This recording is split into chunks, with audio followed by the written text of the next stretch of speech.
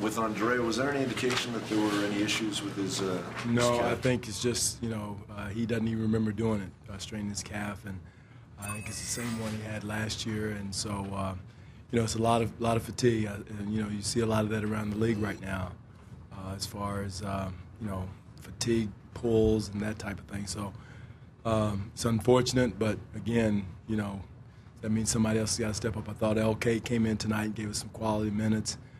Everybody had some good moments, but again, we got to put some stretches together offensively. We're doing a decent job defensively, but we got to put some runs together, execute offensively in some stretches. How do you feel about the way the offense was executing without Andre? Down the stretch, I thought we did down the stretch a little bit better. Not saying because of Andre was out, but just because we did.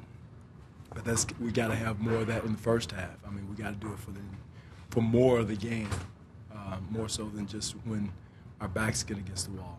You said this turnover is something coming from different places. Where did you see them come from tonight? Well, look at the score sheet. Let's see. DeMar had 3. 2. Everybody, is guilty of it. Everybody had at least 1. So, different causes. Turnovers, passing turnovers, traveling, legal screens, you name it. We've done it. So that's it's a guys. I can't fault their effort. The guys are really fighting, scratching, clawing. There's no quit in our guys, and that's what I like too. And defensively, we have gotten better, but now somehow, some way, we got to get some execution offensively. You talked about a little passivity, passive play by DeMar offensively. Not really. I mean, I think he's frustrated with his maybe frustrated with himself. I don't know.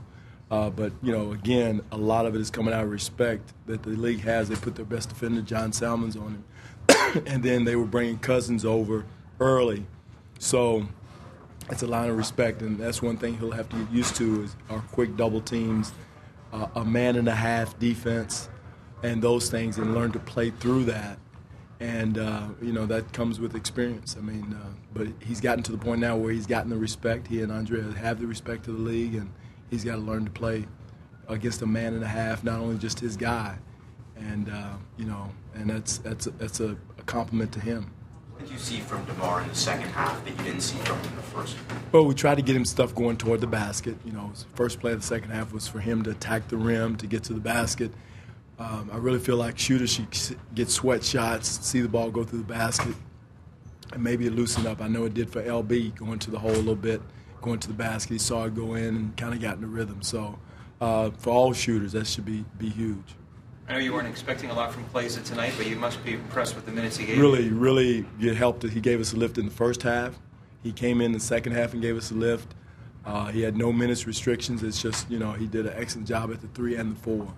I was really excited to see that. But, again, we can't, expect a lot out of him too soon, too quick. First game back, but his energy, his toughness, his ability to score is something that's going to help us. Was there any concern seeing how hard he was sprinting down the floor? No, just, we just want to make sure, he's winded, but he busted through it and did a good job. I mean, I think he's done a great job of working to get ready. It's a little bit different than the workouts and the games, and I thought he did a good job of busting through it. For Barbosa, obviously, he got it going. How important is it for you guys in the bench attack for him? Huge. I mean, that was a huge plus for us. Now we just got to get some balance from the first unit, second unit, and get balance. And we're searching for that. So, but LB, I was glad to see him get going and that type of thing. So. When Claza does work his way back, how do you see the roles of James Johnson, Rasul Butler kind of shaping up? Well, it's going to be different if Andrea's out. It's going to be everybody's role is going to be a little bit different. So we'll see as that plays out. I think that's going to be something. Maybe Eddie play the 5, some 4-5. I think those guys will be interchangeable depending on the matchup.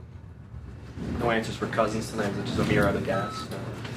I mean, he got to the free throw line a lot. He got to the free throw line 14 times. I think that's – no, I'm sorry, 11 times. He got to 11 times. Tariq Evans got to 14. I think, I thought Amir did a decent job on him. I mean, he made him work. my concern was just his rebounding. I thought his rebounding was huge. But he's a handful for whoever we have, whether it was Amir, Jamal, whoever we put on him, he was a handful. What's the plan for tomorrow? We're off tomorrow. And come back, shoot around on Friday morning for Indiana. And again, this is a non-forgiving league. There's a lot of sharks waiting for us, and they smell blood in the water, and the only people that can dig ourselves out is ourselves. That's the message we want to send to our guys. And again, it's not one guy that's going to get it done. It's all of us. It's got to stick together and get it done, and we will.